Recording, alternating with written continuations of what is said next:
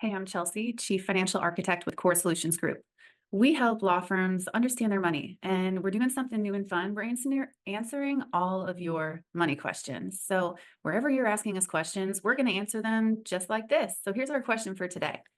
Would you tell a growing firm with cash flow issues to borrow money or cut costs? All right, so the two options that we're being asked about is to borrow money or cut expenses. My suggestion is do both.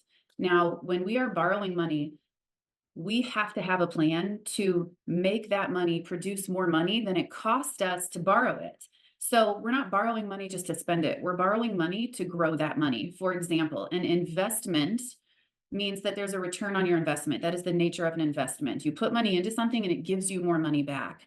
And so sometimes what scaling looks like and borrowing money as an investment to scale is hiring someone who's billable, because that person should be bringing in more money than you are paying them to produce that money. Therefore, it is an investment with a return on what you paid for it. So if you're borrowing money, have a strategy to make it count.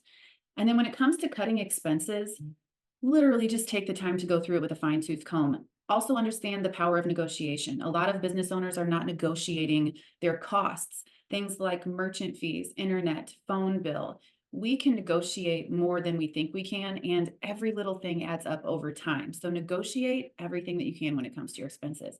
And ask yourself, do you really need that thing? Is it really contributing to bringing in more money? And if the answer is no now, it doesn't mean that the answer is going to remain no later. We are just at where we're at, and we are working within the top of that equation, the revenue that we're bringing in, and we are operating within our means.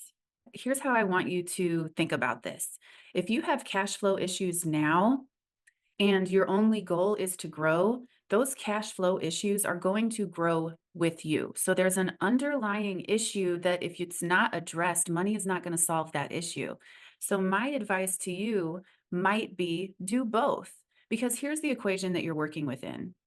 Money earned is revenue minus money paid out, those are your expenses, equals money kept. That is your profit that you can use for a lot of different things.